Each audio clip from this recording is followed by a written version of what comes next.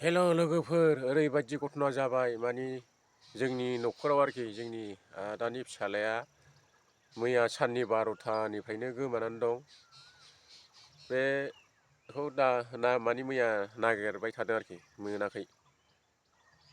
गामिया जाहैबाय south गसखाथा district क'क्राझारानो आरोखि।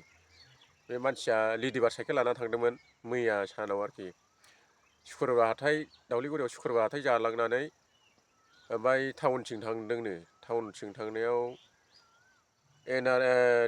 एनआरएल थाव फाग्लाबाबा माबानानै एनआरएल थाव दिफुआव नुदोंमोननो जों लागोनि सोरबा।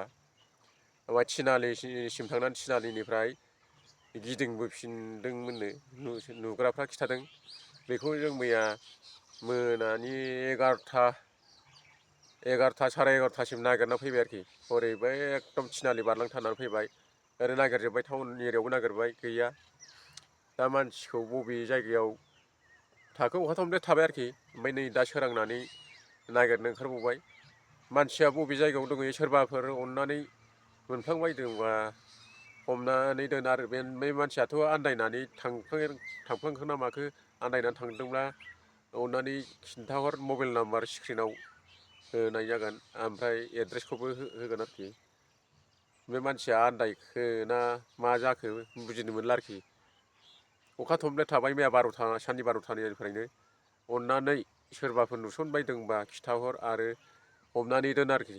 बे मानसिया एसे मेन्टेल गाज्रियानो आरोखि। मानसिया बारा थिग नङा, एसे मेन्टेला ब्रेना एसे बारा थिग नङा आरोखि।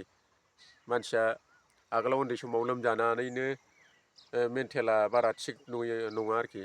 बेखायनो अननानै सोरबाफोर मोनफ्लांबायोबा गावजों गाव हेल्प होलायनानै अननानैब्लाबो खिथाहर। टाउन बाजारफ्राव सोरबाफोर नुफ्लांदोंबा हमनानै दोनथ' आरोखि। ओमफ्राय खिथाहर, जों लायगोन। मानोना मानसिया आन्दायनानैनो थांब्रेनानै फैनो रोङाखै आरोखि। दा बे मानसिखौ जोङो नै नागिरनो ओंखारफिनबाय। माखासे नागिरनो थांबाय साहा बागानथिंजाय, आंनि बिदामोन आरोखि। आंबो नै नागिरनो ओंखारबाय। लोगोफोर अननानैब्लाबो खिथाहरलायदो। आङो मबाइल नाम्बारखौ स्क्रिनावनो होखागोन, प्लिज।